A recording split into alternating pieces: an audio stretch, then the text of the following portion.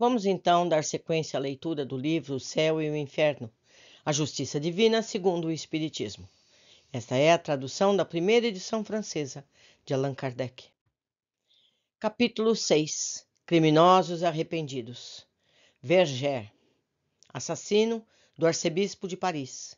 Em 3 de janeiro de 1857, Monsieur Cibot, arcebispo de Paris, saindo da igreja de Saint-Étienne-du-Mont, foi ferido mortalmente por um jovem padre chamado Verger. O culpado foi condenado à morte e executado no dia 30 de janeiro. Até o último momento, permaneceu insensível, sem dar mostra alguma de remorso ou pesar. Evocado no mesmo dia de sua execução, ele deu as seguintes respostas: Ainda estou preso ao meu corpo. Sua alma ainda não se desligou inteiramente do corpo? Não, tenho medo. Não sei. É preciso aguardar até que me dê por mim. Não estou morto, não é mesmo? Arrependeu-se do que fez? Fiz mal em matar, mas isso foi levado pelo meu caráter, que não tolerava humilhações. Evocai-me depois, outra vez. Por que já quer partir? Ficaria aterrorizado se o visse, por receio de que me fizesse o mesmo. Quinta questão. Mas não tem nada a temer, pois sua alma está separada do corpo. Afaste seu desassossego, pois não tem razão de ser. Que fazer? Nem sempre somos senhores de nossa própria razão.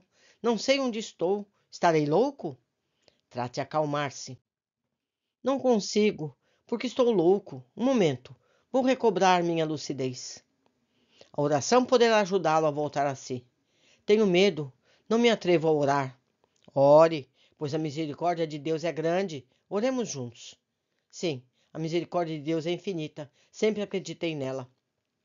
Agora compreende melhor a sua situação? É tão extraordinária que ainda não posso perceber a causa. Consegue ver sua vítima?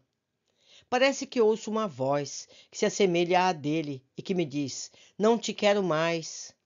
Mas é um efeito da minha imaginação. Estou louco, certamente, pois vejo o meu corpo de um lado, minha cabeça de outro, e, contudo, parece-me que vivo, mas no espaço entre a terra ao que chamais de céu. Sinto até a lâmina fria da guilhotina caindo-me sobre o pescoço, mas isso vem do pavor que tenho de morrer. Parece-me ver numerosos espíritos à minha volta, olhando-me com compaixão. Falam comigo, mas eu não os entendo. Entre esses espíritos, há alguma cuja presença o humilhe por conta de seu crime? Diria que existe apenas um que me causa temor: o que feri. Lembra de suas existências anteriores? Não, é tudo vago. Creio sonhar. Uma outra vez, pois é preciso que eu me dê por mim. 3 dias mais tarde. Reconhece-se melhor agora? Sei agora que não pertenço mais a este mundo, e não o lamento. Lamento o que fiz, mas meu espírito está mais livre. Compreendo também que há uma série de existências que nos dão os conhecimentos úteis para nos tornar perfeitos, tanto quanto possível a criatura humana. Fui punido pelo crime que cometeu? Sim, lamento o que fiz e sofro por isso. De que maneira foi punido? Sou punido porque reconheço minha falta e por ela peço perdão a Deus. Sou punido pela consciência da minha falta de fé em Deus e porque sei agora que não devemos abreviar os dias de vida de nossos irmãos. Sou punido pelo remorso de haver retardado meu progresso, agindo de modo errado, não ouvindo a voz da minha consciência que me alertava que não seria como um assassinato que alcançaria o meu objetivo. Mas deixei-me dominar pelo orgulho e pelo ciúme. Enganei-me e arrependo-me por isso, pois o homem deve sempre esforçar-se para domar suas más paixões, o que eu não fiz. Que sentimento experimentou quando o invocamos? Um misto de prazer e receio, pois não sou mau. Em que consistem esse prazer e esse receio? O prazer de conversar com homens e que poder, em parte, reparar minha falta ou confessá-la. Um receio que eu não saberia definir, uma espécie de vergonha por ter sido um assassino. Deseja reencarnar na Terra? Sim, eu peço que isso aconteça. Desejo encontrar-me constantemente exposto ao assassínio, experimentando-lhe o temor. Monsenhor Cibot, Ao ser evocado, disse que perdoava seu assassino e orava pelo seu retorno ao bem. Acrescentou que, apesar de estar presente, não se mostrou a Verger para não aumentar o sofrimento. O medo que o assassino tinha de vê-lo, um sinal de remorso, já era um castigo. O homem que comete um assassinato sabe, ao escolher a sua existência, que se tornará um assassino? Resposta: não. Ele sabe que, ao escolher uma vida de luta, que ele existe a possibilidade de matar um semelhante, mas não sabe se cometerá o crime, pois quase sempre está em luta consigo mesmo. A situação de Verger no momento de sua morte é a de quase todos aqueles que sofrem uma morte violenta. Como a separação da alma não se opera de forma brusca, eles ficam como que aturdidos, sem saber se estão vivos ou mortos. A visão do arcebispo foi-lhe poupada, porque não era necessária para despertar o remorso de Verger, ao passo que outros, ao contrário, são incessantemente perseguidos pelo olhar de suas vítimas. Temos aqui uma nota. Essa explicação corresponde ao item 19 do resumo da Lei de Justiça Divina, no capítulo 8º deste mesmo livro. Para o criminoso, a visão incessante de suas vítimas e das circunstâncias do crime é um cruel suplício. A enormidade do seu crime, Verger havia acrescentado o fato de não se ter arrependido antes de morrer. Reunia, portanto, todos os pré-requisitos necessários para merecer a condenação eterna. No entanto, logo que deixou a terra, o arrependimento invadiu-lhe a alma. Repudiou o passado e deseja sinceramente repará-lo. Não foi o excesso de sofrimento que o impeliu ao arrependimento, já que não teve tempo para sofrer. Foi apenas o grito de sua consciência, que ele não ouviu durante a vida e que escuta agora. Então, por que isso não seria levado em conta? Por que, por alguns dias de diferença, o arrependimento que o teria salvo do inferno não o poderia mais salvar? Porque Deus, que é misericordioso antes da morte, seria impiedoso algumas horas mais tarde? Poderia causar admiração a rápida mudança que ocorre, às vezes, nas ideias de um criminoso, endurecido até o último momento, e que basta a passagem para outra vida para fazê-lo compreender a iniquidade da sua própria conduta. Temos uma nota. O caso Verger confirma a lei moral, estando a duração do castigo ou infelicidade do espírito subordinada ao arrependimento. Aqueles que rapidamente se conscientizam da sua responsabilidade moral já veem que há uma saída. Este evento está longe de ser uma regra geral. Se assim fosse, não haveria maus espíritos. O arrependimento frequentemente é tardio e, consequente, a pena também é prolongada. A obstinação no mal durante a vida muitas vezes é proveniente do orgulho que impede o ser humano de curvar-se, confessando suas faltas.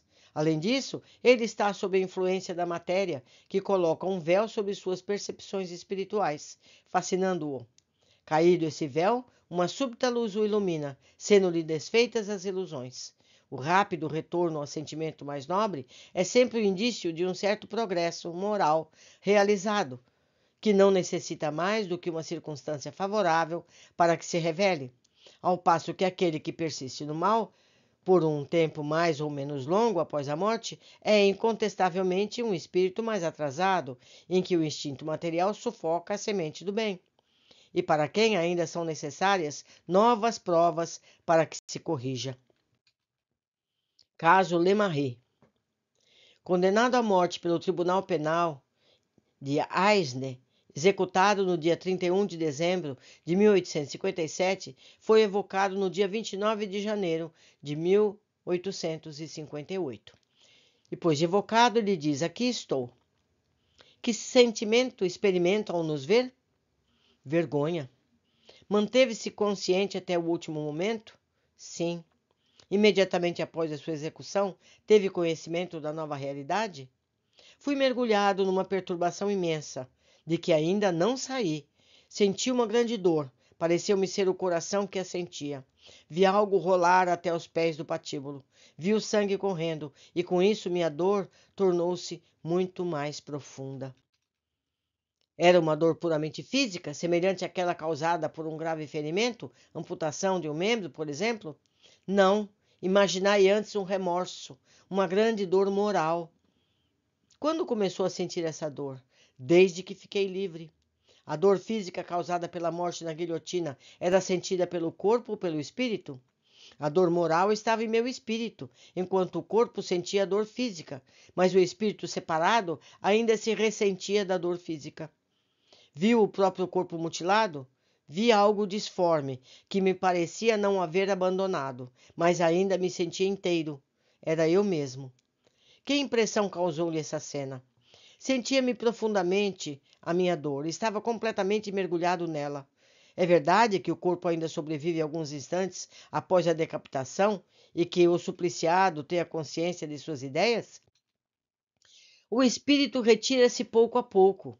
Quanto mais os laços da matéria o prendem, mais demorada é a separação. Dizem ter sido observada no rosto de certas vítimas da guilhotina a expressão de cólera, movimentos como se quisessem falar. Seria o efeito da contração nervosa ou uma ação da vontade? Da vontade, porque o espírito ainda não havia se retirado. Qual foi o primeiro sentimento que experimentou ao entrar em sua nova existência? Um sofrimento insuportável, uma espécie de remorso penetrante cuja causa eu ignorava.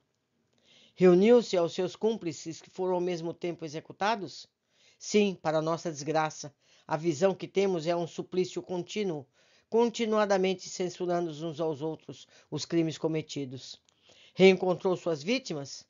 Posso vê-las, elas estão felizes. Perseguem-me com um olhar que me penetra até o fundo do ser. Tento em vão fugir desse olhar. Que sentimento experimenta ao vê-las? Vergonha, remorso. Engendrei-as com minhas próprias mãos, mas ainda as odeio.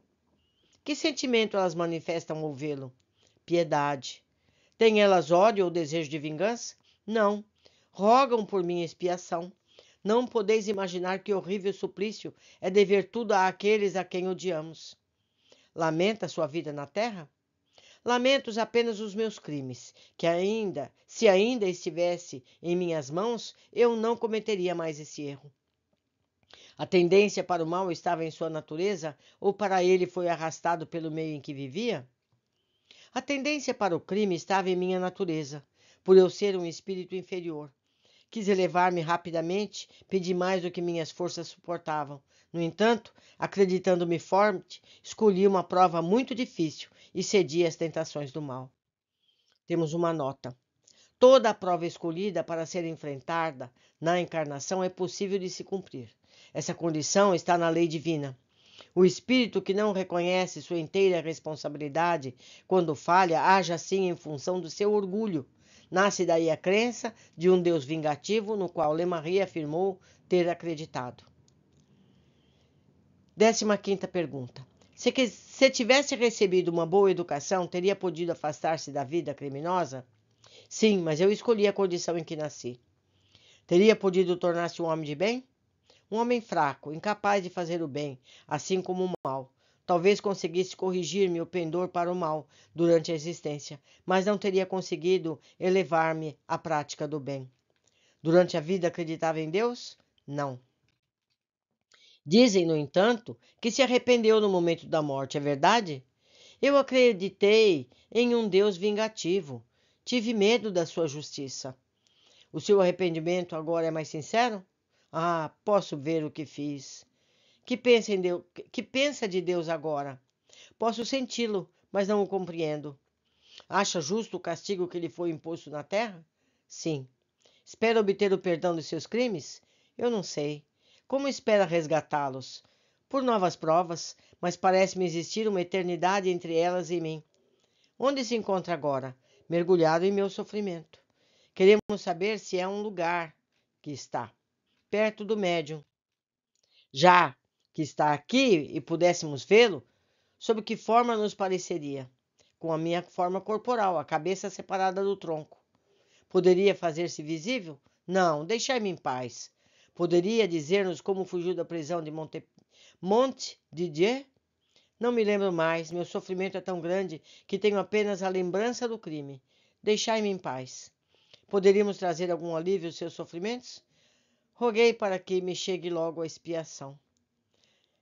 Aqui, meus amigos, nós tivemos uma informação interessante. que confirmam o que temos estudado em outros livros. Nós pedimos as provas que teremos. É possível que a gente escolha as provas. É importante que a gente saiba disso. Por hoje ficamos por aqui. Aguardo a todos na próxima leitura. Abraços.